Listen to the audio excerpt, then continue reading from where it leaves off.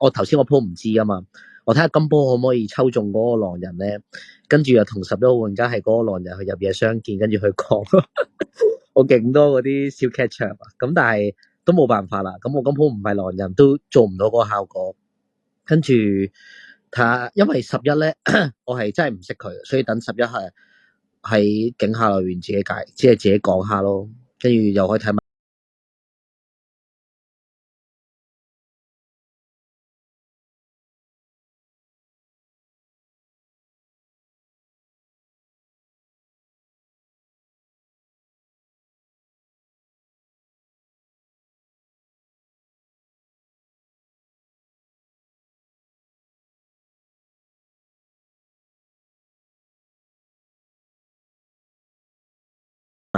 希望一鋪3係嗰個好人嚟嘅，因為我見到3最近啦，即係我同佢玩嘅，可能佢平時都成日站啱邊，但好似我最近我喺入邊，即係我同佢玩嗰個場次嚟講咧，佢好似站唔啱邊啊，但係佢以前佢都成日站啱邊，咁可能每個人嗰個狀態都有唔同啦，咁我都希望如果3係嗰個好人嘅話，我希望佢可以 pick up 翻嗰個狀態，站啱邊同打中落咯。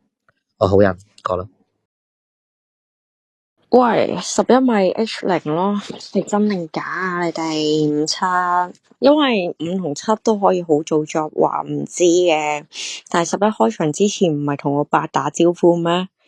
應該係11把聲啊嘛，一把咁溫柔嘅男仔聲，呢個場好似得11可以做到咯，一係就7咯，但係7應該唔係咯。跟住我思考咗好耐嘅，但係開場之前係有同8號玩家講 hello 嘅喎，你5號玩家聽唔聽到啊？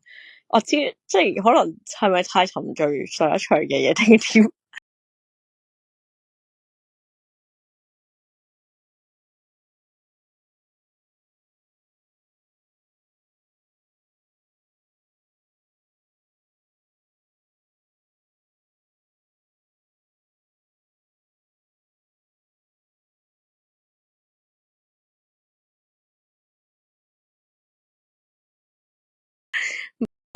五同7比較，好似5真誠過你7咯，即係7係好似係喺度作緊，跟住又話咩嗰啲唔知，7係古古惑惑咁咯，跟住應該5同11係真係冇傾偈咯，起碼冇嗰個入夜資訊咯，跟住講咩好咧？唉，上場又站錯，即係又玩咩啦？跟住好啦，今場我認真少少去聽下大家嘅發言，希望站得啱，同埋希望玩得好啲咯。跟住冇啦，跟住有邊個會跳啦後邊？哇，可唔可以唔好係4跳啊？即係唔好1-4跳，3-9對跳好似會好啲。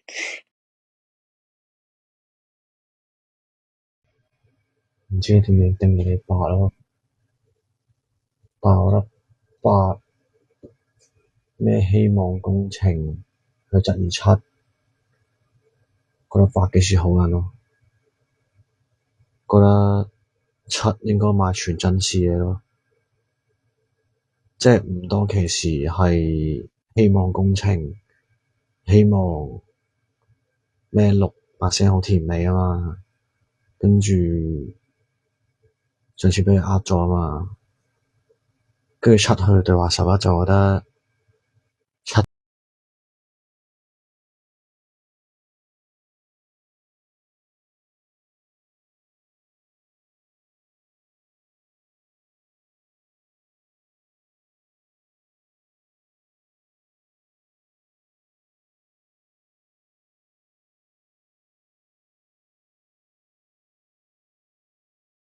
同11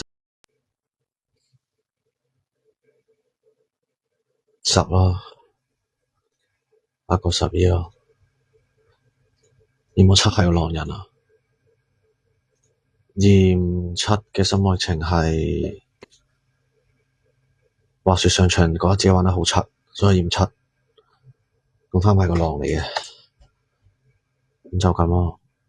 覺得8話咩？覺得7好古怪，即係覺得8去暗打近7咯，所以覺得8警前質疑7就唔好，覺得8好似狼。跟住我覺得7同11就唔太似見面嘅，跟住警雙七去對話五就應該買全真視野咯。咁就咁咯。咁學趙偉開張對跳，我預言價有冇七係個浪？就咁。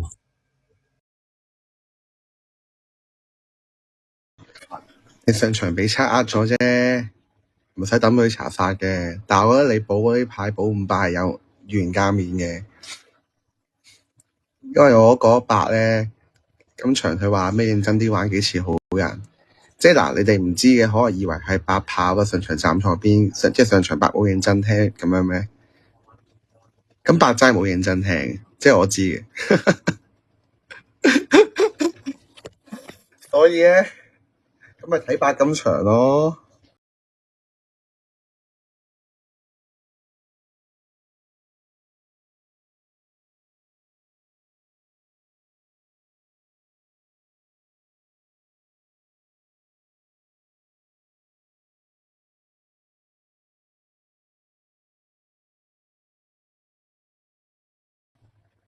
或者狼抌你七查殺又好，我都唔知嘅。9為一個就係好似有啲快咯，你使乜彈到咁咩？大佬喂，你好勁咩？即係上場咁柒，今場就認真玩咁樣，咁快空保511，大佬。你話七全真視野，你都可能全真視野喎，咁聽埋先咯，唔係點，大佬喂？你知3、4兩個都有啲料到㗎啦。點解你咁多萬象兄？你睇下嗰啲2、6、10、12嗰啲10係邊個嚟㗎？望一望先，做作下先。哇，10都有啲料喎，喂唔係，但係10好似平時中意上警喎，10號仔係警帝嘅，跟住11係 H0啊嘛，咁咪交俾你警帝咯。我過啦。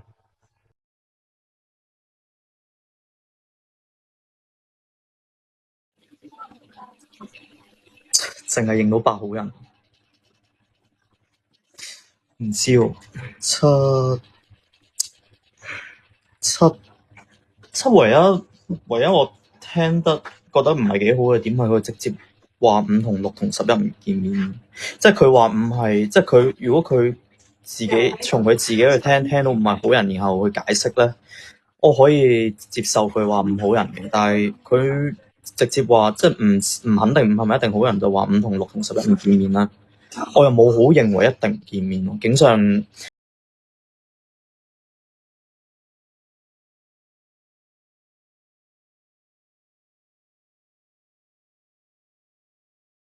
即係太快咯，尤其是係5號玩家喎，邊有咁容易就俾你捉到佢同邊張牌唔見面啊？即係如果今日5真係個狼人，係呢點咯？呢點覺得7可以係個狼人咯，其他唔知，冇聽得出7一定係狼。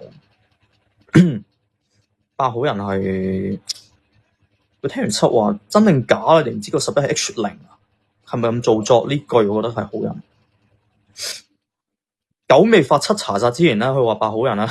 我本身覺得佢有少少開眼去補個8嘅，但係咧，因為佢話希望工程所以8就好人咧，我就唔認同。但係佢發緊7查殺，佢可以話8好人嘅，可以嘅。咁8同7，我覺得一定唔認識嘅。咁聽埋4咯。1話3、4有咩料到？我有咩料到啫？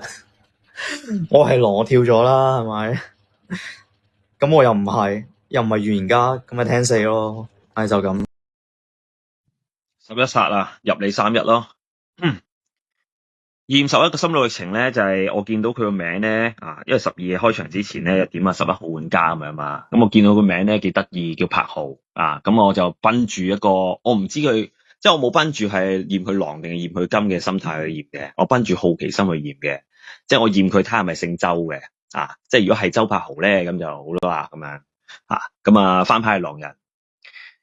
聽到張5咧就同埋張8嗰啲同11嗰啲玩家嗰啲互動咧，我覺得500係即係500係唔會同11見面咯，11係張狼，而家係91雙狼。咁發你7殺咧係嗰啲左手痕直啫，上鋪嗰啲俾人咧嗰啲咧，即係揾你去推係最好推嘅。我覺得7你應該應該唔會玩嗰啲咩狼狼殺啦，呢個板子係咪？咁我呢七係反金啦。咁啊，警上，因為你3咧又要補8，又要打張五不知名，點會俾你咁容易估到啊？3你又要再拱埋張7去打入狼坑咧，我覺得3你要有優先入我視野先啦。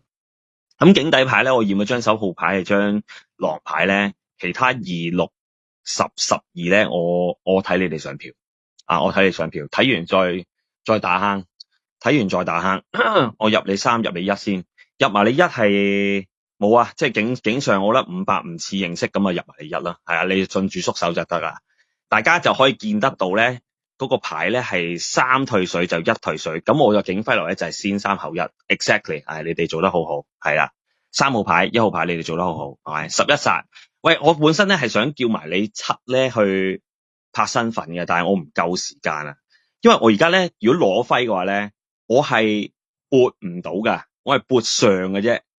我撥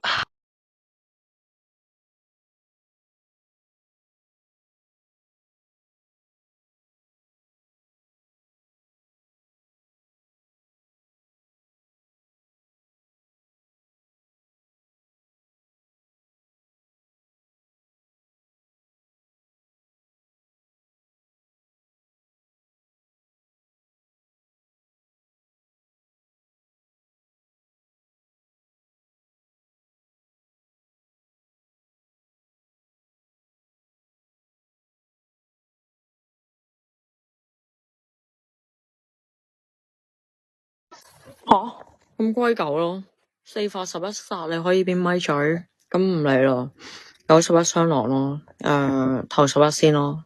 好難喎，好難接受喎，11尾咪你可以11尾咪，9唔係喎，9係發緊7殺喎，都得都得嘅，唔係但係我唔係都難啲咩咯，即係諗先，思考下先，因為兩邊個咪嘴其實都得嘅。唔知喎，聽7同11咯，因為覺得警上覺得5同7係其實冇嘢可以點到佢哋喎，但係我覺得5係可以真係冇同11玩過咯，5、7都可以咯，因為11好少玩噶嘛，所以覺得5、7去問呢樣嘢係即係5去問呢樣嘢，首先5去帶出啦，話11唔知邊個嚟嗰啲啦，覺得5係應該唔似咁做作會有意翻發言論嘅，所以覺得5係可能警前係同11唔見面咯，即係如果4發11殺嘅話，格局上你都要放5咯，我世界係咁咯。跟住，但係我係覺得，如果視野上嘅話，9要發翻前置位一個查殺5、7裏邊開嘅話，係覺得可以7真係個狼人都得嘅，即係可以前置位真係開一張唔起跳嘅狼嘅，前置位可以開血月噶嘛。跟住覺得4警後再發11殺係覺得，點解11會咁焦點啊？咁多人去點11嘅？我真係好想聽11，因為所以就 explore 咗9個咩咯，即係但係都唔緊要，我哋警底再聽，即係轉頭再聽咯，反正都唔關我事呢壇嘢。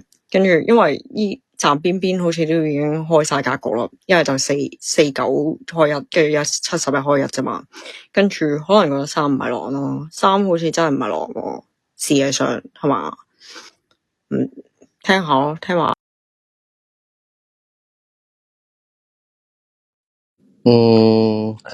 都 OK 嘅。我係嗰個女巫8係銀水，咁其實我係有啲可惜嘅，因為其實我係好想做狼啊。因為如果係做狼嘅話，我頭先上境講嗰個願望，我就係可以同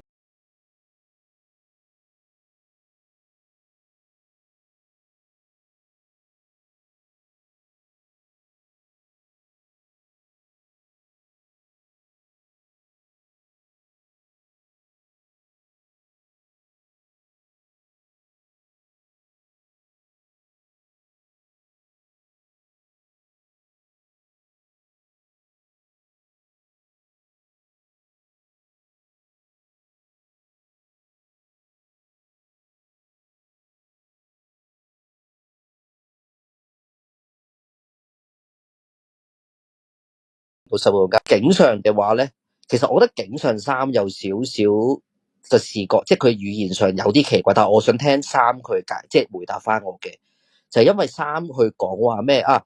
咁咪我又唔係狼，咁點同狗跳啫？咁其實3係默認緊9係嗰個，即係默認緊9係嗰個原教。咁其實3呢句説話喺背後係好似有啲意思係想即係可以做定係衝緊風先咯。所以我覺得3，但你話係咪咧？我會唔會太過執着咧？可以嘅。咁但係我想聽下三點樣回答翻我呢一樣嘢咯。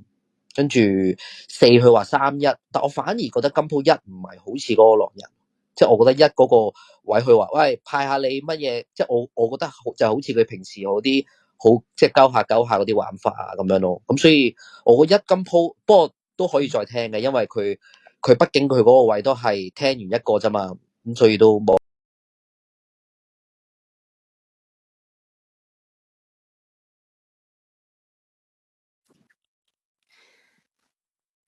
我覺得自己應該站錯咗邊，因為咧，因為嗱，我上票嗰個理由係有少少廢嘅，因為咧我上票嗰陣時咧，因為我覺得4同9咧聊得都 OK 啦，但係咧即係點解我投票俾9咧？即係因為我覺得佢兩個個心路歷程都好好笑。即係有啲幽默感咯，因為嗰4咧係話咩周柏豪啊嘛，跟住咧另外嗰張話自己好柒，所以染咗柒啊嘛，跟住之後諗咗一陣，邊個好笑啲？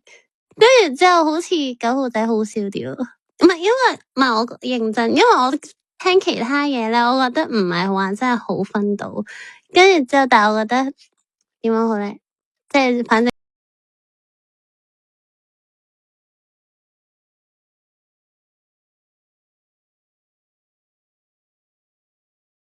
咗頭，即係4-1啊！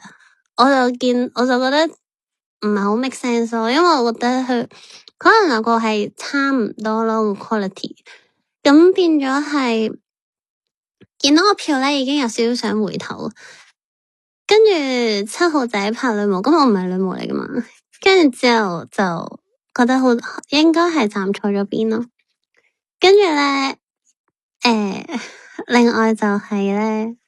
因為5號仔話想同我連線，跟住我都好想同佢連線，跟住咧，但係咧，我聽佢又覺得佢有少少似狼，但係咧，我係好想補佢，即係我而家決定都係補一補佢先。跟住同埋8號話個咪最唔，我唔知8係咪好人啊，不過7有一部白銀水，8大機會都係個好人。其實對咪罪點解要咁敏感咧？9而家發緊7查殺，係咪？即係我係個原家，我都俾我驗嗰張狼發言先啦。即係點解我係原家，我要優先狼發嗰個查殺，即係唔搞笑吧玩噶。咁我唔係打你係狼啊，我覺得7發你銀水，即係不論7真係嗰個女模定係悍跳啦，咁你都應該大家會係個好人，唔好成日即係唔好成日用自己嘅標準去量度別人咯，係咁諗嘅。我其實有少少想站邊9嘅，咁但係因為我未聽11號玩家警下嘅發言，所以就聽埋先。我想去站邊9係，因為我覺得7號玩家警上嘅發言咧係食身份嘅。但係呢個當然冇乜好具體嘅邏輯可言，就純粹係我當時去聽7號玩家接我麥嘅整段發言係，一入夜係發生咗一啲事情咯，即係佢嘅發言嘅內容大概帶咗個 message 俾我就係咁樣。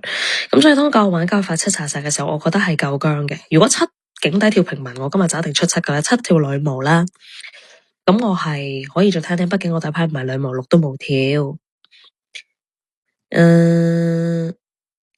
可能我覺得4號玩家都係即係咩3-1嗰啲，見到人哋放手啊，得啦，你順住放手，諸如此類就點評唔係好充分啩。影帝得10號玩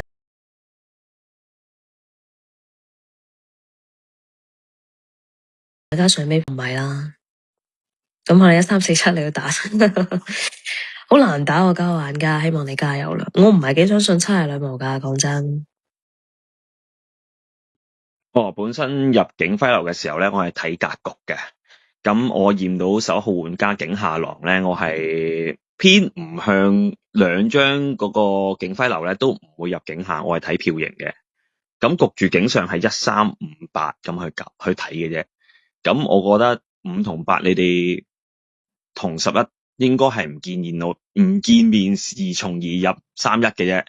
即係31係1優於個3咧，係因為3嗰個邏輯點就比較多啲，因為佢3補個8，又質唔知啦，即係打其他人，哇邊有咁容易聽 KJ 啊？即係標人哋嘅 X5啊，你明唔明啊？即係唔係標5X 喎，係標人哋個 X 係5喎，你明唔明啊？係要夾硬整人哋對5號玩家應該打 X 咁樣。咁我覺得3係優先入鹽嘅，但係唔緊要。嗱，我見你31放手咧，其實我知道咧1同3都係想站我邊嘅嚇。咁而家咧，我嗰個狼坑咧就真係打咗喺嗰啲票型度啦，即係2、6、10、1、12啊。咁當然啦，9同11係兩張狼啦。6咧嗰票咧佢有解釋嘅，佢係即係我係輸個馬嘅鼻毛啫。咁我覺得係可惜票啊！即係如果佢個真啊，即係佢唔係揾啲藉口咧去填充佢站9嘅理由啦。咁我會聽埋2同埋12嘅，即係當然佢哋可能都係用好唔好笑去判斷嘅。咁如果係又係嗰啲即係僅輸9號玩家少少鼻毛咧，咁我覺得係即係我會再聽，係咪？我會再聽。咁啊你哋嗱，其實應該係我張查殺牌11號玩家會跳女巫啦，係咪？你哋外置位唔會走出嚟噶嘛？因為你外置位走出嚟嘅話咧，咁11焗住冇得跳女巫。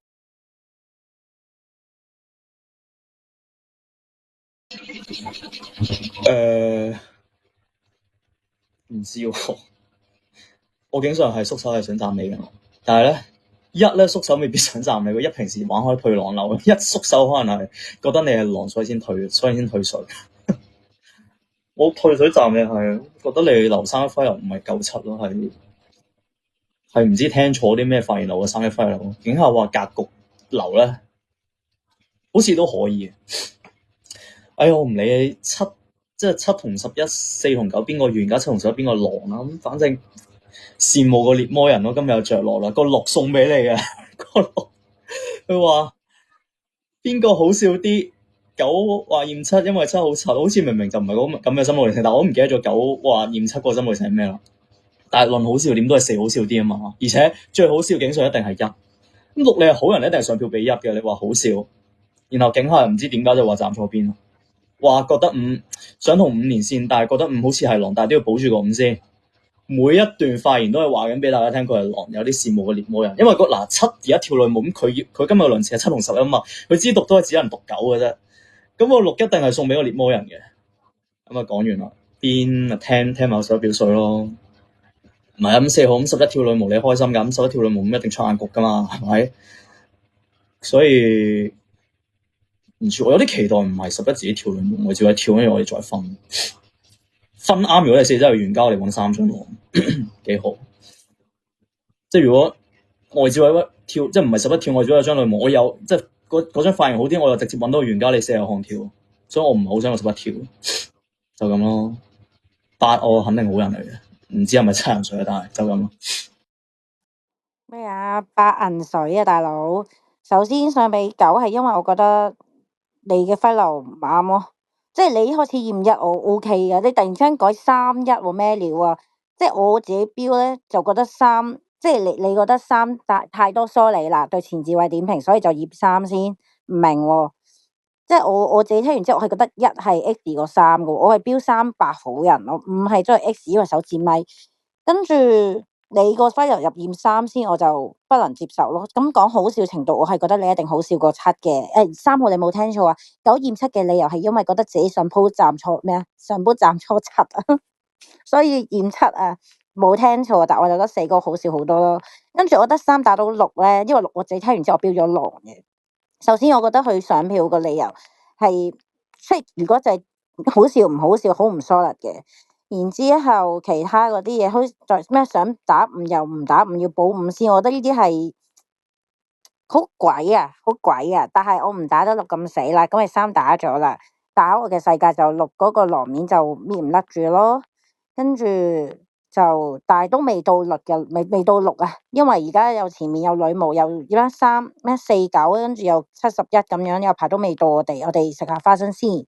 但係我就唔覺得6係好人咯，所以哪怕佢上回頭站4，我唔知啊，因為佢本身第一票同我站上9噶嘛，但我都唔覺得6係好人嘅。3打到我就唔理住啦。點解我覺得1狼啲？係因為我覺得即係其實你前邊有5，唔計將收插擺有5、8可以俾你聊下，跟住然加9號你又聊，我唔覺得1可以咁少嘢聊喎，所以冇覺得1好好。即係我未話打你狼，但係我覺得如果4入到你第一揮流咧，可能我第一票會上俾4咯，但係佢入唔到你，我就回頭站9咯，就係咁簡單噶咋，冇咩原因。我有聊58，我咪補咗58咯。我話9位狼都全真事嘅啊嘛，咁我會覺得狼發狼查殺嘅呢場，可能因為11係我人水嗰個好奇怪。咁11希望你係8神咯，如果你跳8神就抬你咯，如果你係獵魔人咧，我就會抬完7毒你咯。咁你唔死咪好人咯。跟住冇喎，跟住我都唔知講啲咩喎，等我一陣。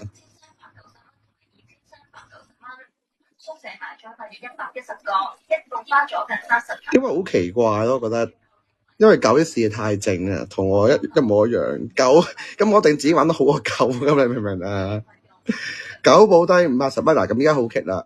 4真係發11查殺，發個銀水查殺，跟住9係咪包裝緊11銀水係好人咁樣咧？即係其實自己隊友自刀嘅咁樣，刀一刀 H0先咁樣，係咪好似好荒謬咁樣啦？冇問題啊，即係我都聽人11發言，我可能投11添嘅我。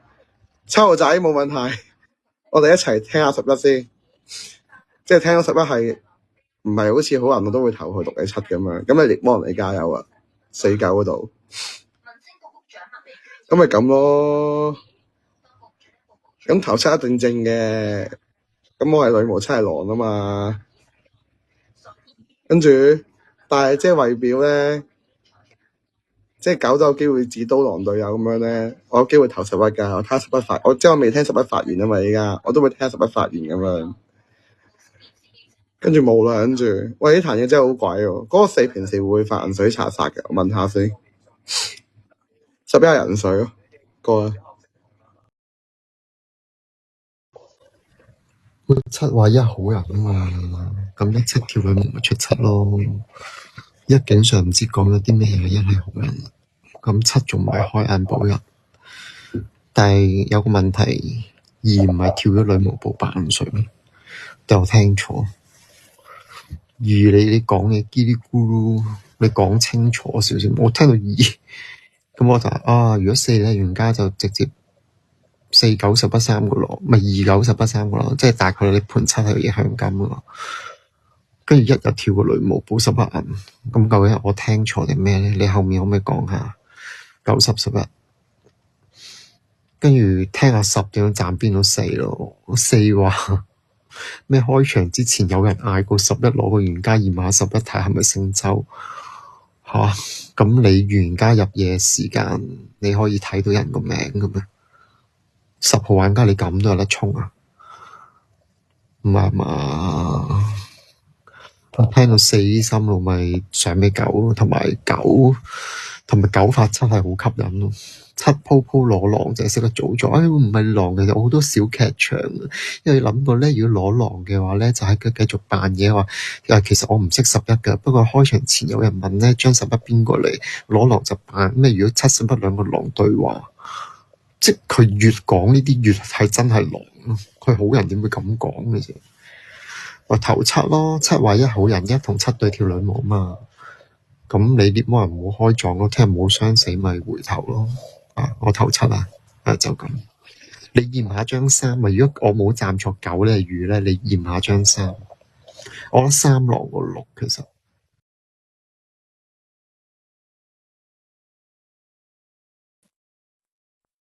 11發現啦，哇！真係有一段時間冇玩，大家都好勁咁。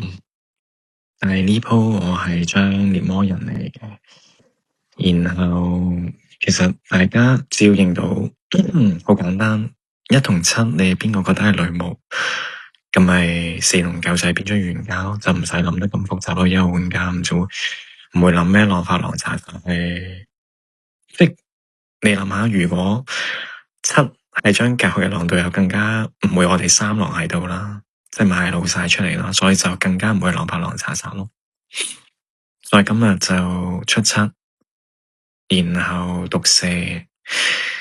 我獵咧，我會聽埋張10嘅，因為我自己覺得血月係有機會將倒勾，咁10應該未必係張血月咯，所以血月嘅話未必會係我哋咁易揾到嘅牌，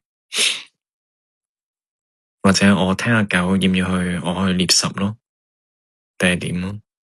咁1你又可以收翻支毒先，然後留翻俾9號玩家嘅查驗裏邊度，如果佢驗到金，你咪去排除法去毒咯，就係好簡單，大家唔好諗得，即係唔好將個事情諗得咁複雜，係7號玩家送個勝利俾我嘅啫，就係咁簡單啫。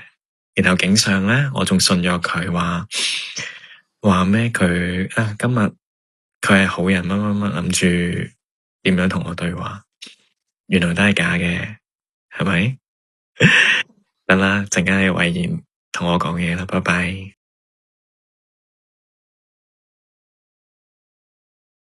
10號玩家發言，我唔知警下張12係丁張羅開咁個工定點樣。你話聽完4嗰啲心路歷程上唔到俾張4，首先你聽完9，其實9同4嘅心路歷程一樣喺我角度。張9話自己上一鋪好柒就去驗嗰7，張4話驗下11係拍好睇咪升略。即係你去打我話上俾4嘅心路歷程，咁9驗7嘅心路歷程好好咩？上俾4嘅原因係因為首先警上我係原初頭唔知9號點解要調，佢喺度聊一輪我都唔知佢聊咩，跟住然之後佢話警徽流我先知道佢要調。喺我嘅視野，我即係唔好話我警底，我要係將可能即係喺我嘅視野，你將9就好難警上補晒581咯。即係你今日你去補511基點係因為你驗到7查殺8去打7，你補8我覺得還可以，但係5、7、11嘅犯人點樣同5、7同7、11點樣係唔認識咧？然之後張4發張11號嘅查殺，然之後警底牌完全唔對啊！其實我係覺得你將9警上補晒381係好誇張，所以上俾4咯。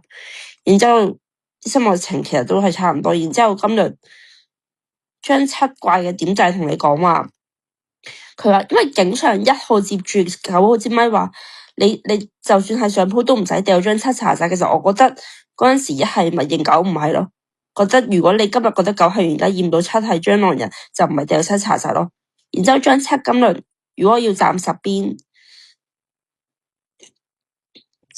如果要站4邊，咁張7去打張3，話張3默認張9要喺張預言家話咩？話自己唔係抽狼唔調，但係張3係有講佢話佢唔係狼都唔係預言家，所以冇。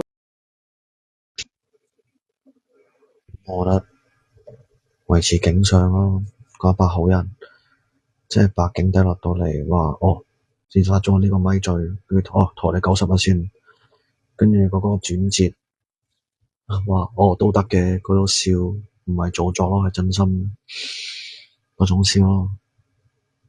跟住今日佢警底落到嚟話佢站邊9想打7。就唔會判住，同埋我自己聽我智慧都冇打呢5咯。咁4係個悍跳，11係個獵魔人，跟住我覺得12去質疑2係幾時好人咯。跟住想大膽啲補582咯，我嘅世界。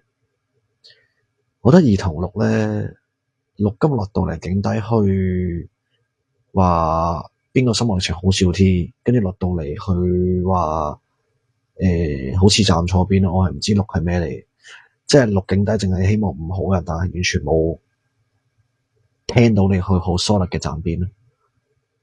跟住2今落到嚟去報低3同8，跟住質疑個6，即係我唔知2今日落到嚟去報低3、8去打警上打個1打個6咧。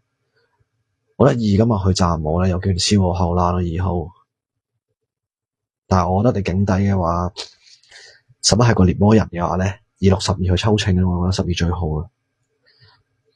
咁我翻嚟第一入就俾翻嚟俾3咯，第二翻嚟俾2咯。咁不如11號玩家你聽我講咯，我覺得10警底衝鋒咯。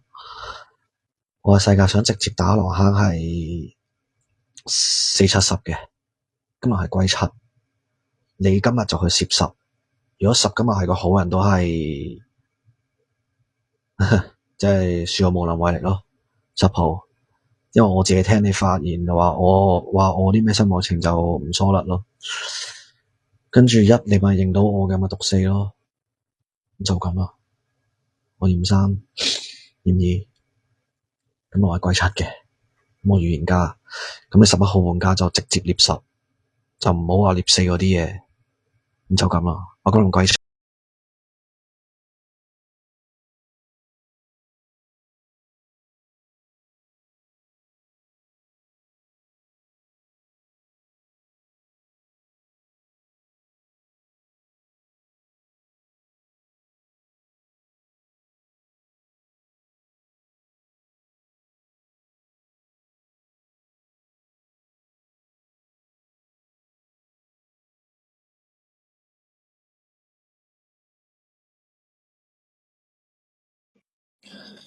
咁都唔緊要嘅，不過你哋係見唔到，你哋判斷唔到咯，一定要出現3死，你哋先會知道。咁但係一定唔會咯，因為你哋日推咗個女巫好誇張喎。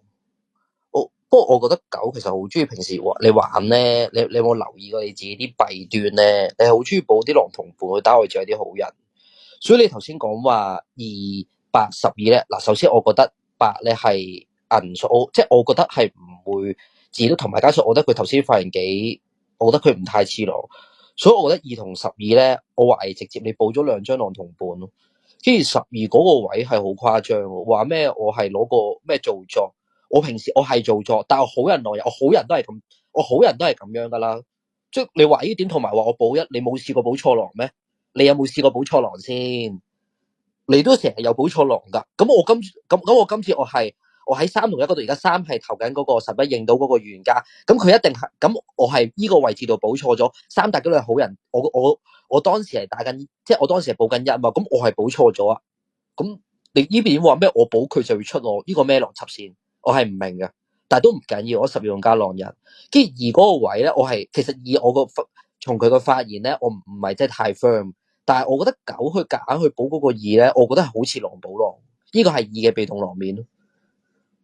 跟住但係都唔緊要嘅，因為而家11係嗰個悍跳嘅獵魔人嚟噶嘛，咁外置咗張獵魔人就可以咩咯，同埋1都 buy 唔到啦，1可以你我即係我覺得1 buy 嘅就只能夠係講話佢冇開讀睇定啲先，分唔到啊嗰個分唔到啊唔知點讀啊。都一定係咁樣，但係都冇辦法。日推咗個女巫，我唔知講咩。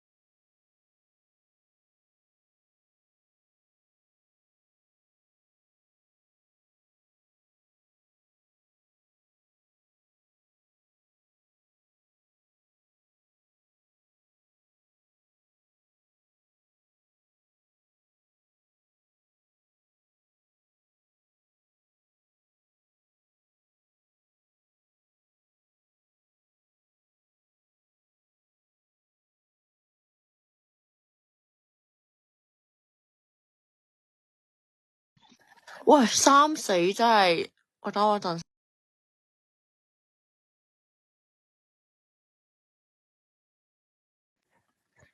1、3、11死，即係冇站錯啦，係嘛？3、4真係女巫開咗毒噶嘛？即係7一定係狼啦，7係狼咁咪出4咯，9咪魚咯，係嘛？冇站錯邊啦。11係撞咗10，所以死嘅，應該11係撞10嘅。如果唔係就要3係嗰個獵魔人撞11先傷到咯，即係狼都係3咯，但係都冇可能噶3死。喂唔係喎，黐線13，等陣先，13、11、3死一定係女巫在場喎，即係女巫一定係嗰個1喎，係嘛？好難外置位有咩噶嘛？3死 ，OK， 應該係咁，跟住咪歸4咯，4同4理論似咯，今日係出4嘅啫喎，哇！但係仲有冇得咩咧？4、7、4、7，可唔可以3、4、7？跟住外置位搭咗張咧，3可以係中噶嘛？係嘛？11應該撞咗10係嗰個獵金啊嘛？因為上輪9係叫11撞10噶嘛，唔好諗啊嘛。所以10應該係嗰個奇金喎，10應該係嗰個獵金喎。跟住好似係咁喎。跟住你嘅輝流係留3留2啊嘛，而家3。即係發緊三金，哇！有啲咩添？等等先，喂，真係唔知啊，好亂啊！因為我聽7遺言好似女巫咯，即係好似真係推錯咗咯，所以我喺度諗緊第二日個死法係點咯。跟住我見到呢個死法就好似真係好定，真係好似冇站錯邊咯。就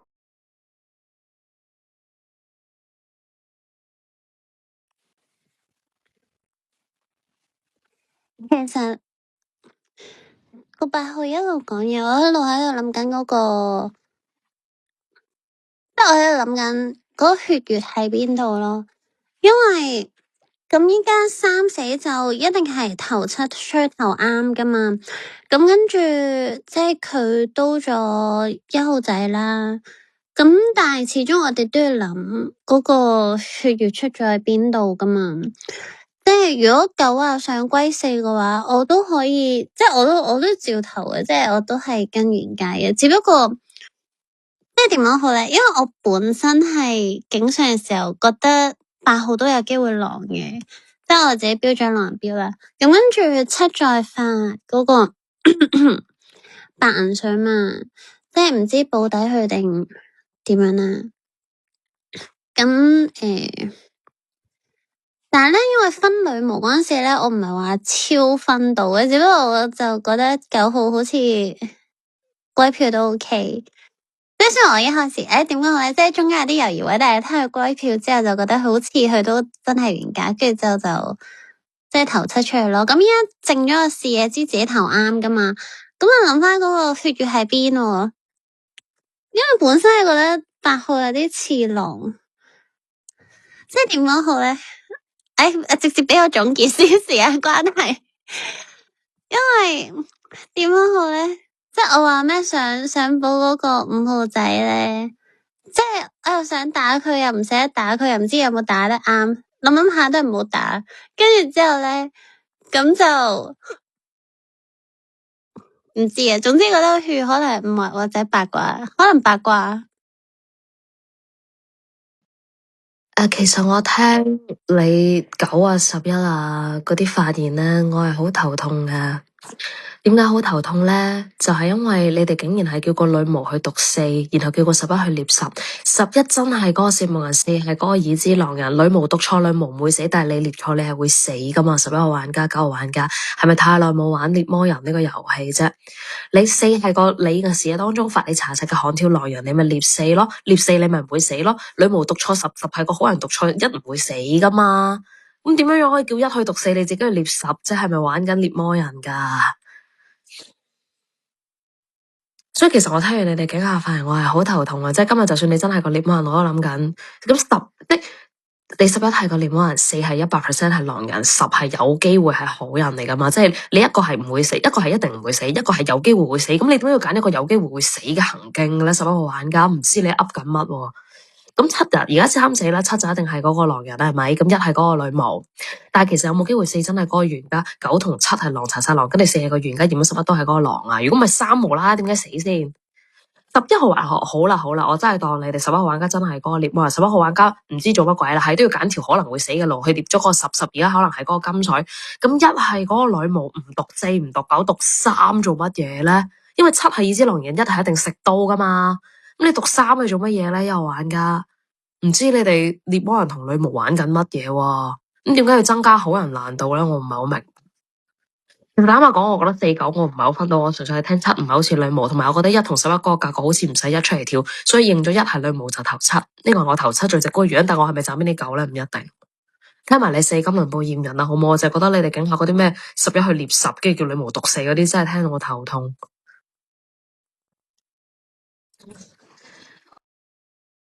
驗咗12啊12金啊，因為佢硬擺我心路歷程咯。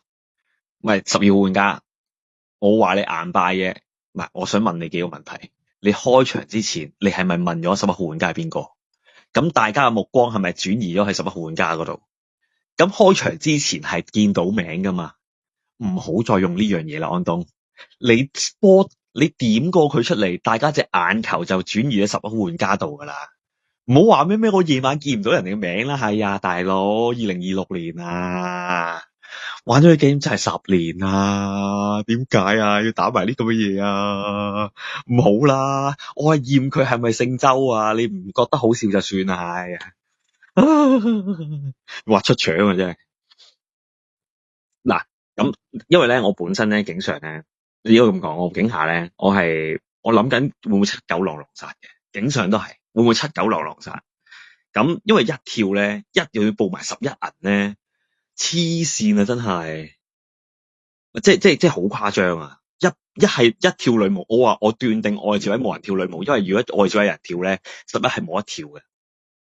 但係唔緊要，因為嗱，1係讀3啦，我估 OK， 1讀3啦，愛字位獵魔人係獵咗11噶嘛，愛字位嘅獵魔人你最清楚7係蟑螂，1係張女巫，11係蟑螂，9係蟑螂，得唔得？9係狼查殺狼，我驗咗12金，我覺得金輪6係，哇！我唔敢報嘅死啦，我未揾埋最尾一隻狼咧，我唔敢報，因為喺我眼中咧就係7、9、11 3隻，咁仲有一隻咧應該啊要喺 A 度嘅，但係點解我都優先驗你12咧？因為12打到好死啊，我驗你12金。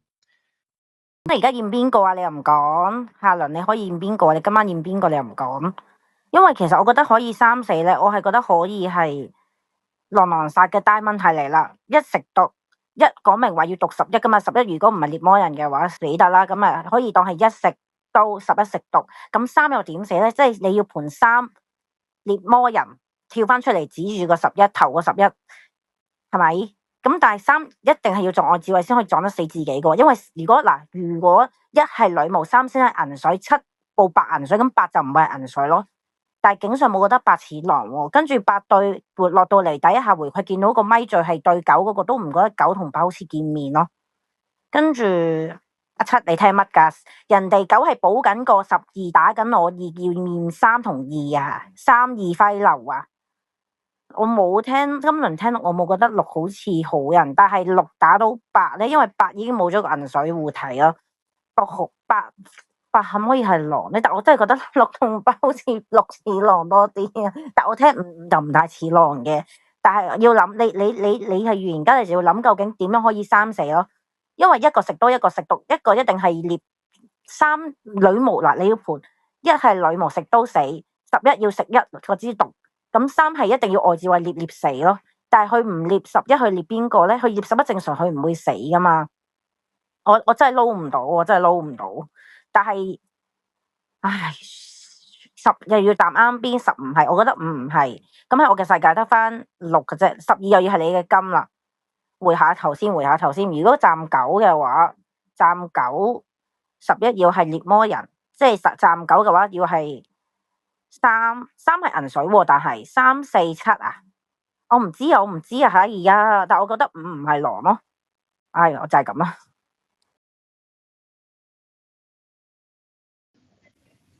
即係1係女巫啊嘛，上鋪張2我以為張2跳女巫，跟住張1又跳女巫，佢2話8銀水，我以為2同7對跳啦，但我都係覺得9係魚加7係狼嘅，跟住將一跳咁冇點乜，即係3個跳女巫都唔會一個女巫2個狼啊，咁都有個對立面，咁佢唔需要再咩嘛，我就覺得應該我聽錯咯。咁今輪你真係冇跳到就應該咁有3、4，咁我咪打7打在點上咯。即係雖然有啲硬，咁我好人，咁我聽到你狼，我係即係我係有補賽人點頭。咁但係我好人，我聽到你係狼，我梗係即係揾啲嘢打下你噶啦。即係可能即係在於你哋嚟講可能會即係唔舒服，咁都係邏輯啊。咁警上講咗啲咩？你話今輪嘰哩咕嚕可能係好人啫，咁你跳個你係個女巫收9查殺，你話今輪應該唔係狼啦，你自己講，跟住將同你對跳女巫，咁邏輯上唔係出嚟咩？即係可以係補錯，就係咁咯。咁3死證明即係都懷疑唔到我12啦，係咪先？即係我打張7最大力噶嘛，跟住張7出局都話咧，你9咧你做狼好中意補自己啲隊友嘅，所以咧9佢話覺得22係好人咧，就22兩個，即係都係佢嘅狼啦。即係7咁講咯。咁我今日12都好難做狼啦。咁3、4咪即係女巫在場咯。咁1係報咗11啊嘛。咁我又唔明10咁。你獵4咪當你獵10做乜啫？喂，我真係覺得4咩嗱？咁10你今日斬啱邊4都報我12金，咁11可以係獵你反死，咁即係我又唔明點解佢唔有4唔獵10，即係可以驗你10咯，即係9號玩家。但係我都係想斬邊9你哋自己分，拜拜。10號玩家發言，你張12上輪唔係問我點解上到票俾張4打張4心路情唔好嘅咩？咁點樣4一發你金你又回頭咧？即係其實我去投稿係覺得今日17對跳女巫，張11跳張獵魔人，佢唔係獵魔人，外置位有獵魔人撞佢，根本就唔需要17、11嗰度分。張11最唔好嘅位前面張5點咗噶咯，佢同你講叫張1唔好開讀住喎，喺你眼中張4係張狼，唔係係咯，喺你眼中4係狼化你查殺啊嘛，咁7你哋 sorry。咁你點樣叫張1唔好開讀啫？即係覺得咁張5都講咗啦，即係喺我嘅視野，跟住張9仲要驗都唔驗我，即係可以我同你鄉下唔同，你覺得我係張飛牌，但係你話我去站邊4唔錯，有咩唔錯啫？咁你諗下你自己警上去發7查晒，因為上輪好似去驗7，然之後我初頭有一絲思考你嘅預面會唔會係你係張預言家，你去驗7，但係有啲嘢你唔想講而講咁嘅心路情，然之後12號家打我話咩？個上票俾4嘅心路情乜嘢？咁你今日張9你要打係張狼，你要打張11先咯。講完噶啦，咁你聽埋張9咯。你問我咧，我就因為張11去指我係張好人咧，佢到派咧，佢有機會係張獵魔人嘅，但係外置位有冇張獵魔人去撞11，我就要再聽咯。因為而家係3、4局面，張7係張狼，咁都可以狼發狼查殺噶。聽埋張9咯。12我唔知道，我唔想對12太大敵意先咯。雖然我唔明佢上輪打我打咩，但我今日站4邊張佢驗到12係金，我就唔理張12住先，就咁。即係10號玩家唔係收咗張獵金咩？我都好想打你狼10號。張獵魔人喺咗邊度？即係你盤11係個狼同伴，唔止7，佢自己係10啦。咁啊，仲有啲咩？就咁咯，照維持境底咯。覺得4今日咁用力，拉翻12，真係拉緊12控9度咯。因為我自己聽10係個獵金，1今日讀咗3，咁係讀中嘅1號，我驗到3米個狼。咁我估唔到1可以讀3，我自己初盤。跟住都冇，我嘅世界係想直接打3、4、7嘅，咁揸一張咧喺邊度咧？我係唔知嘅，可能我只覺得我都係1萬命驗咯，我嘅世界2嘅匪面就壓手咯。6今日落到嚟就真係唔太識盤，老實講。太記得咯。跟住冇跟住咯。今日我係走四嘅，我係試下緊2同6爭邊張，我覺得5今日勁低落到嚟，去試下咁我玩得唔好咯，5號，咁冇計喎。咁我世界覺得10今日去站個4係鋼鐵衝鋒咯，即係 carry 身重嘅5號，如果可以一晚走2-3浪咁樣，咁冇計喎，就咁咯。咁我原價嚟嘅，咁我可能單念你2咯，我好唔想覺得我補錯咯，82咯，咁就咁啦。今日歸4啊，拜拜。我單念2啊，就咁。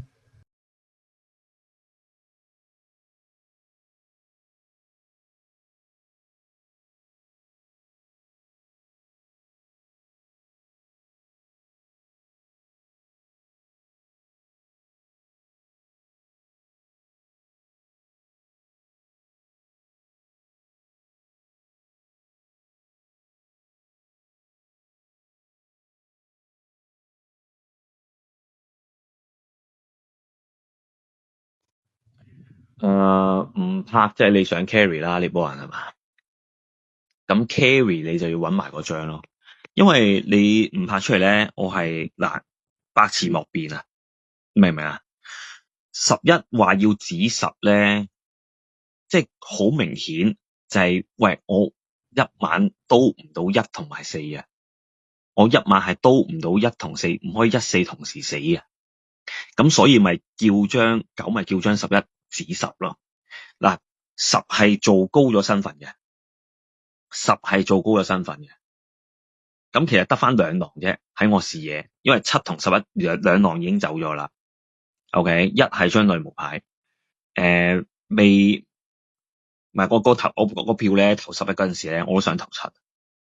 講真，真係投埋7佢。狼查殺狼啫嘛，我本身就覺得唔係。但係一跳埋出嚟咧，報11銀水咧，我就覺得7-9一定係狼查殺狼。唔緊要，你唔跳出嚟，即係你想 carry， 係咪？咁 carry 就要 carry 到尾啦，知唔知啊？好冇？因為你冇跳出嚟幫我啊。當然喺你視角，我亦都代入咗嘅。我喺你視角，你會唔會係驚4同11係狼查殺狼咧？咁你嗱，當然啦，你冇人理。你相信1係女巫，1係話報11銀水，狼查殺狼，即係4同11都係狼啦，係咪？喺你視野，你都知道呢個銀水唔乾淨，咁唔緊要，我希望你獵9揾埋最尾一張。我自己覺得咧，10嗰輪咧特登投9咧係要避開7、11輪次，咁簡單啲啦，7、9、10、11啦，好嘛？但係唔會11做高10咁解。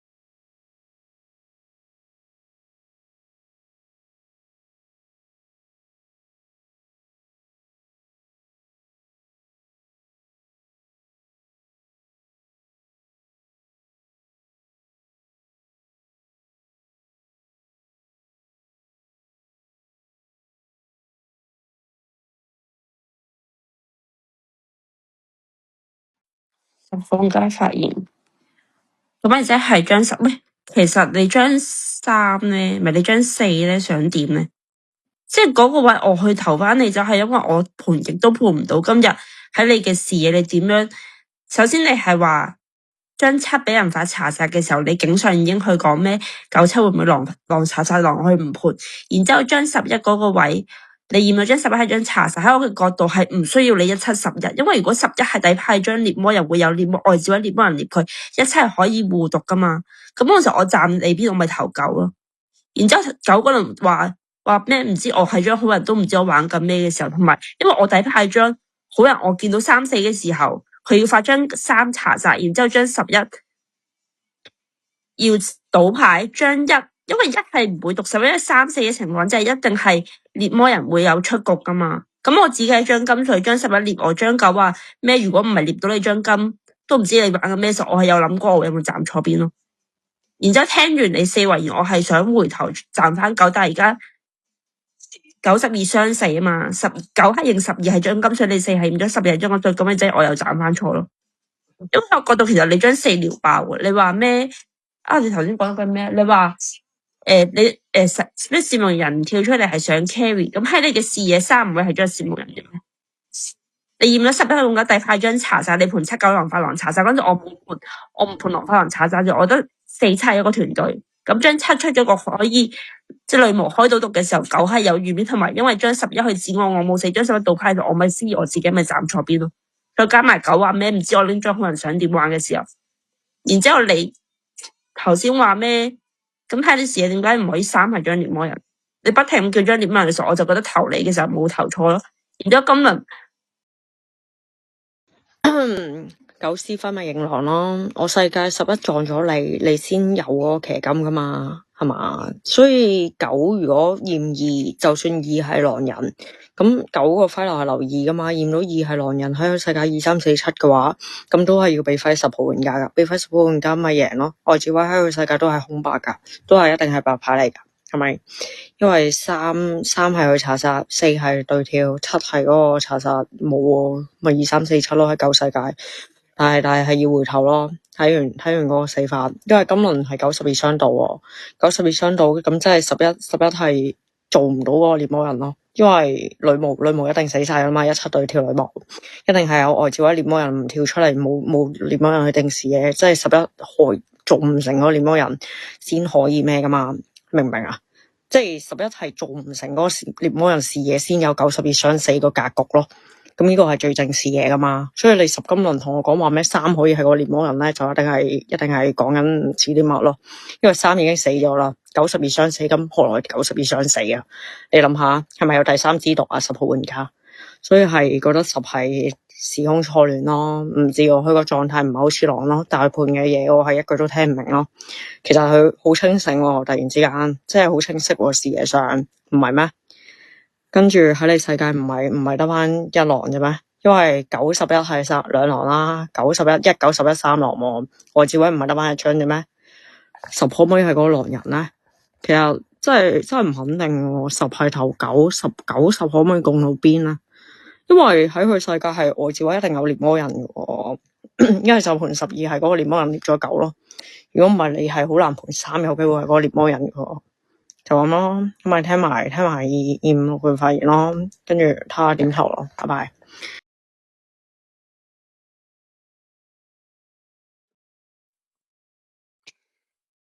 我覺得血月個位置好似都要鎖死喺呢個5同8咯。嗱，雖然咧邊度真係站錯咗，唔係因為琴日見到3死咧，咪本身即係。點樣好咧？即係上票嗰啲又真係唔係好 solid 噶，但係見到3、4之後，以為自己即係蒙啱咗嘛。咁跟住，但係依家仲有2、4，咁知自己站錯咗嘛。但係我都講翻自己好人面咯，因為即係點解我覺得今日仲係覺得個血月係開喺5同8咧？因為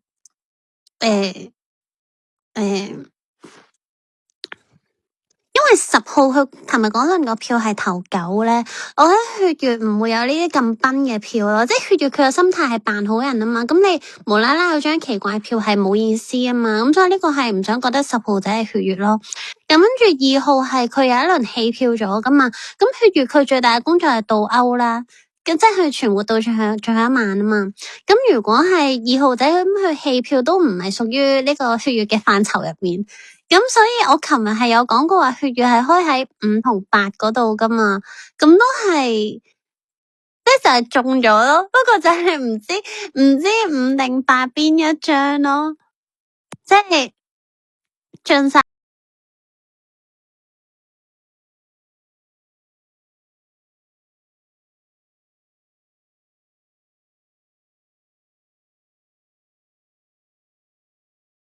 力嗰邊。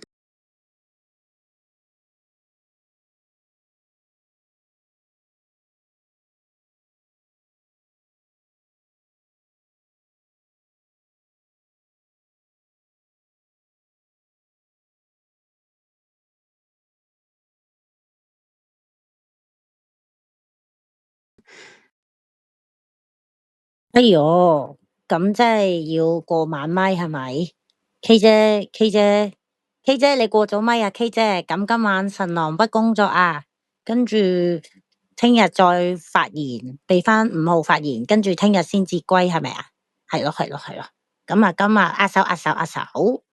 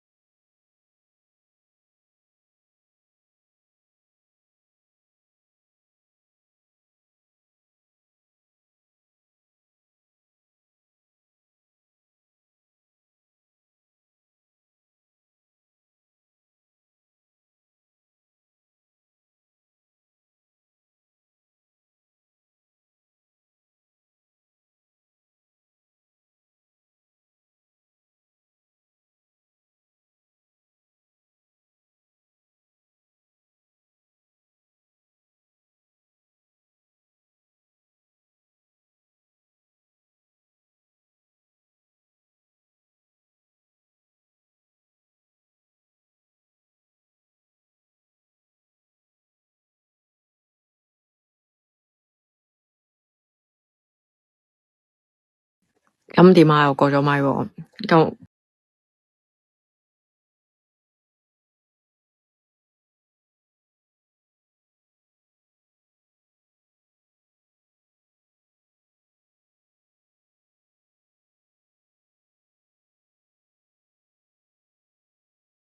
下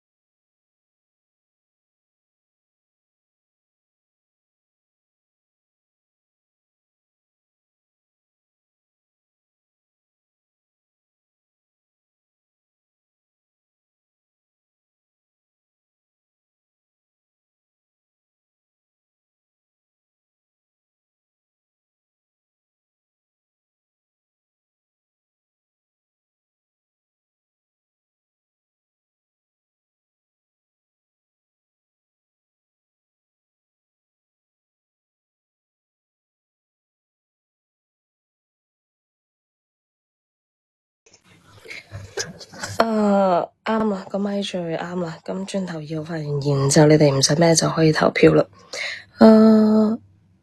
因為我最後去投4係3冇得係個獵魔人喎。嗱，首先3、4、7一定係狼係咪？咁1係嗰個女巫。咁我哋唔好理3同11裏面邊個係嗰個獵魔人先。咁如果11號玩家係個獵魔人，我唔理佢外招獵咗啲咩，佢係被獵死嘅嗰一個，因為1一定係食刀噶嘛。咁11號玩家佢係被獵死嘅嗰一個，咁即係3號玩家係食毒噶啦。但係如果11號玩家係狼，3係個獵魔人去獵死11號玩家倒牌，1毒3係唔會死噶嘛。所以如果一係女巫讀咗三死於夜裏，三就唔會係嗰個獵魔人。咁11號玩家就係獵魔人本人。咁所以11號玩家獵魔人就4係狼咯。我係咁樣嘅原因去投4嘅。跟住9咧，其實我唔知啊，我覺得本局咧預言家、女巫、獵魔人嗰啲都不停增加緊好人難度嘅。9你今日真係嗰個預言家，你驗完4係，你驗完2係狼咪2、3、4、2、3、4、7咪驗完咯。咁你外置位點解唔飛揮咧？咁因為好難盤到4係個，因為如果你哋要盤4係嗰個預言家，咁女巫嗰啲讀到底讀咗邊個先嗱？我當女巫唔係讀3啦，1係讀咗11啦。咁1讀3，即係3係嗰個獵魔人。咁3望住11號玩家係嗰個悍跳獵魔人，3唔去獵11喎。3外置位唔知獵咗個乜嘢獵穿頭，跟住1讀咗11係個狼，所以1、3、11咁樣死先得喎。所以我最直歸盤就即係最簡單少少就係11號玩家係個獵魔人，外置位唔知獵咩獵死咗自己。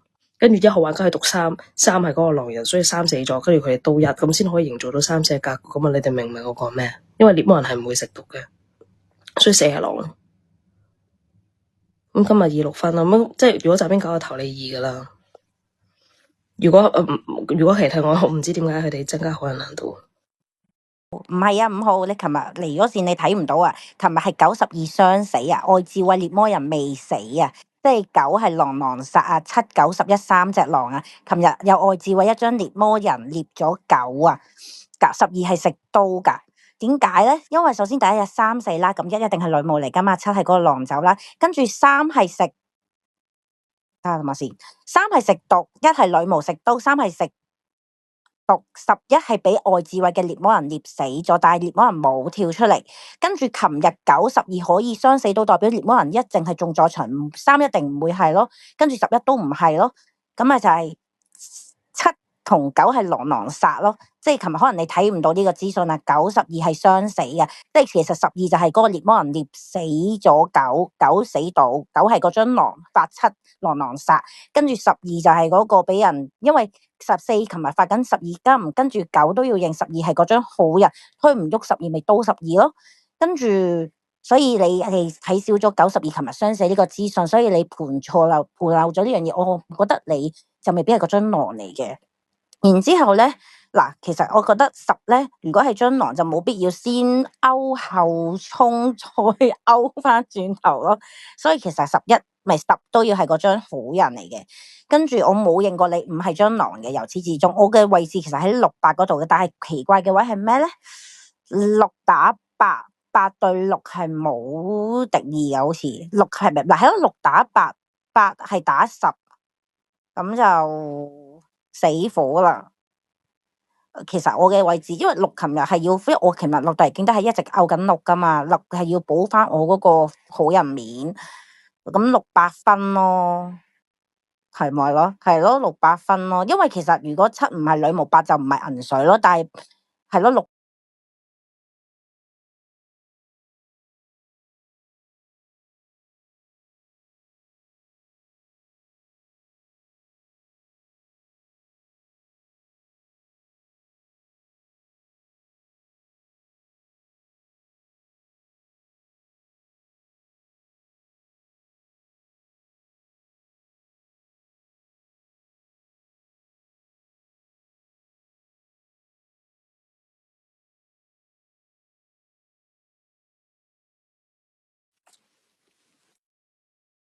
我投8，因為即係我試過得翻張8咯，即係我本身都係盤一係5，一係8，跟住5號仔去呢一輪好似都唔知發生咩事咁，跟住咁咪投埋嗰張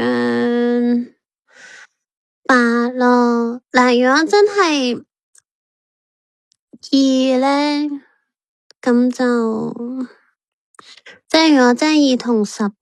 咁就我玩得唔好咯，即係咁我都擲走咗佢咯。但10係睇翻先，我唔記得咗。啱先上2輪好似講過嘅，但係我而家有少少失憶。嗱，2係因為2號棄票嘛，跟住即係因為我都係講，又要講翻，講到好沉添，好似因為係玩血月啊嘛，咁血月棄票係。即係演戲都唔係演呢出啦，倒歐唔係仲好演咩？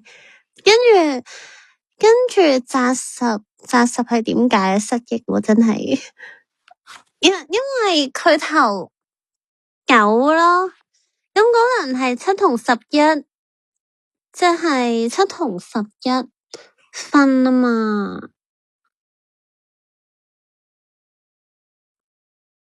咁佢投個9做身份，唔係話唔得嘅。咁但係呢啲票唔係會好嘢嗰個獵魔人去獵佢咩？但係你話11食咗個獵，我真係唔知喎。咁但係788銀水呢個係有少少被動羅面咗咯，即係盡晒。 6好難唔係落嘛，6嘅發言淨係點500開血月啫嘛。首先7要係女巫，你6要回頭嘅話，血月不能自刀，呢個道理係明噶嘛，係嘛？7報8銀水，1報11銀水。咁既然外子位有攝夢人啦，唔係有嗰個獵魔人啦，係咪先？外子位一定有獵魔人啦，存在啦。11一定做唔成嗰個獵魔人啦。咁點解你會認到10？你會認到7係7同9係有機會狼殺嘅？我世界都唔清晰喎，點解9同7要狼殺先？首先，點解一定係嗰個女巫先？點解唔可以正邏輯啲去諗呢樣嘢先？站9咪3、4、7咯，係嘛？唔係咩？3、4、7係最簡單最 make sense 嘅喎。跟住如果你真係要去選擇去站4嘅話，咁咪嗰個111，跟住外置位咪咩咯？1711咯，唔係喎，等我諗先。但係冇啊，因為我世界9 C 輝，我11一定係要撞咗10號玩家先會有嗰個咩噶嘛。咁上輪獵魔人冇選擇跳出嚟咧，咁全部人視野一定係亂嘅。因為我哋世界一定10係嗰個騎金咯，11一定係撞咗10咯，所以先會有幾個視野咯。如果唔係嘅話，我哋係好難盤到嗰個3、4、4法噶喎。其實5都盤晒啦，5盤咗嗰個3、4、4法出嚟嘅話，咁如果你2真係好人，你聽得明嘅話，你就唔會有呢個視野去投我8咯。跟住，因為我世界係覺得9 C 輝認咗狼嘅話，我就好難舉落嚟2度咯。9係好難去繼續買2，然之後2 9係雙狼嘅喎，同埋2 6發現一定係6差於2。6係輪輪喺度揾緊血月，然之後輪輪去舉500，但係你打500嘅點係為什麼？其實冇人聽得明咯。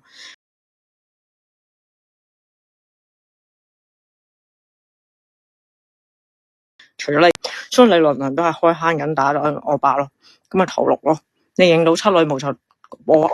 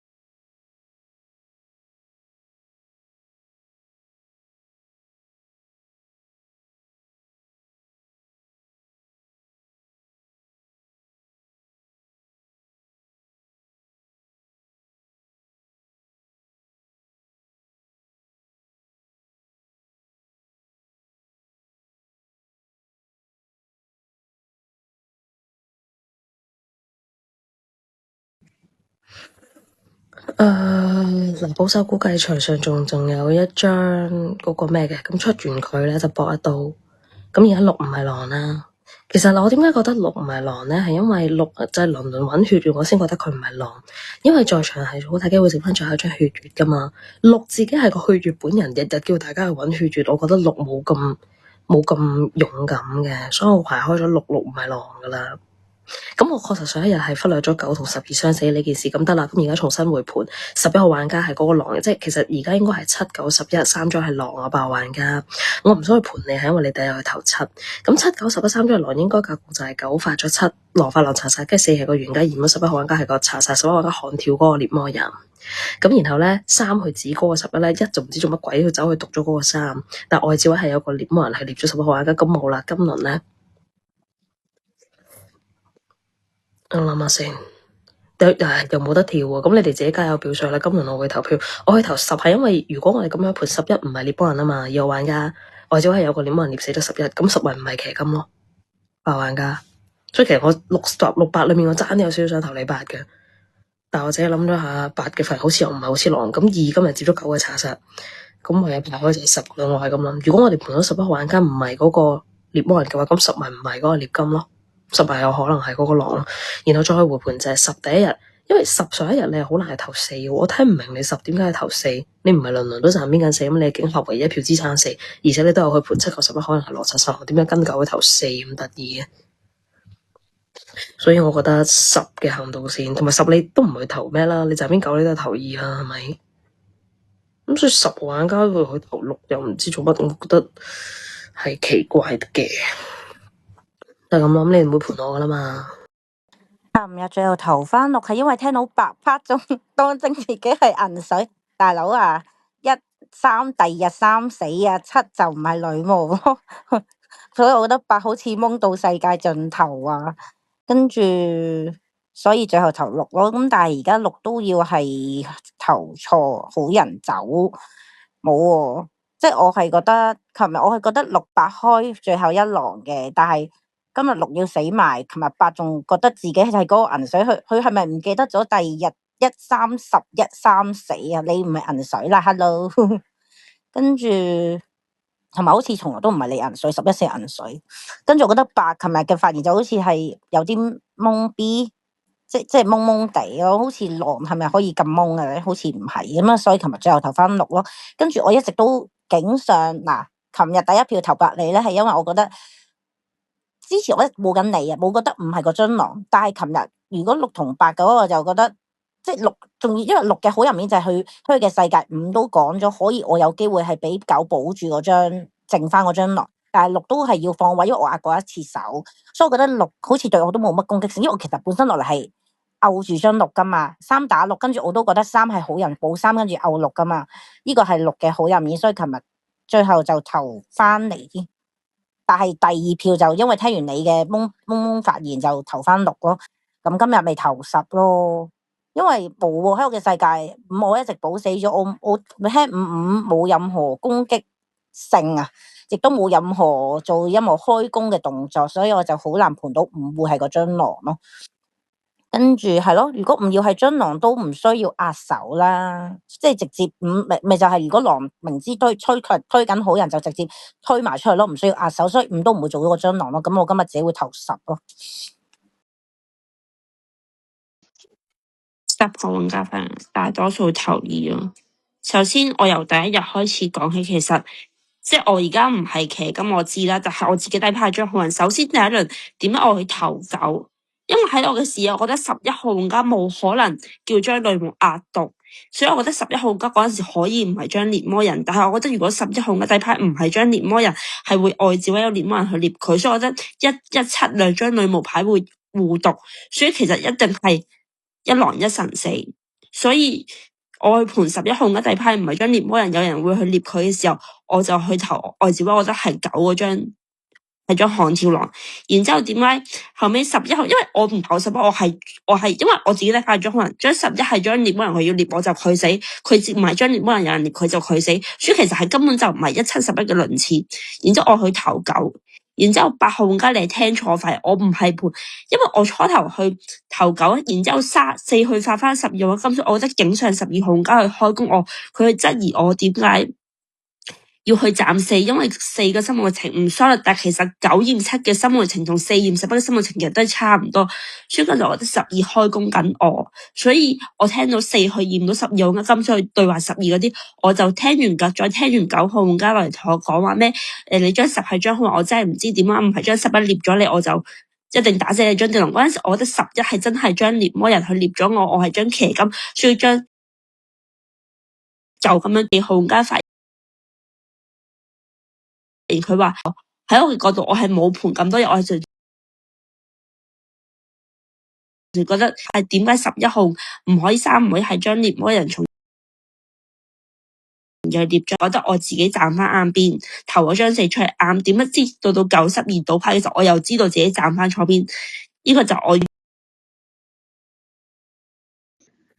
喂，唔識分喎，突然即係因為我世界站9邊就係2、3、4、7啊嘛，咁你5你記唔記得9有發過3查殺先，9有發過2查殺嘛，9是輝嗰輪係話嫌疑啊嘛，咁即係最直觀視嘅一定係2、3、4、7噶嘛，你要我盤狼狼殺得，但係我未必能夠盤到住咯，即係因為你世界好開，然之後同我講7、9、7、9、10日收有10呢類咧，我係未必想咁盤啦。跟住都唔肯定，跟住但係我係最直觀視嘅，我覺得2、3、4、7係最 make sense 咯。跟住但係10嗰個發現咧，上輪佢係其實好簡單嘅啫喎，10喺你世界，你應該係好清晰嘅喎。跟住但係你哋真係唔知喎，狼唔應該都6咯，因為我唔會覺得6好人喎。真係好誇喎！佢輪流玩血月5對6係完全冇敵意嘅，我對6嗰啲發現好敏感喎。講真，真係可以咁包容咩？難啲喎。跟住諗下先，覺得你哋都打唔到我狼噶啦，我狼我都唔會刀6啦，刀6我自己跳入坑嘅喎，我刀6做咩啊？我留定留6同我 PK， 即係繼續打嘅喎。跟住10同2係可能會覺得，因為10畢竟上輪係你上輪係你哋兩個都變票噶嘛，即係10可能會想投10喎，認真好難依票投落我度啊嘛，唔知喎。跟住5壓手又好似唔係狼啦。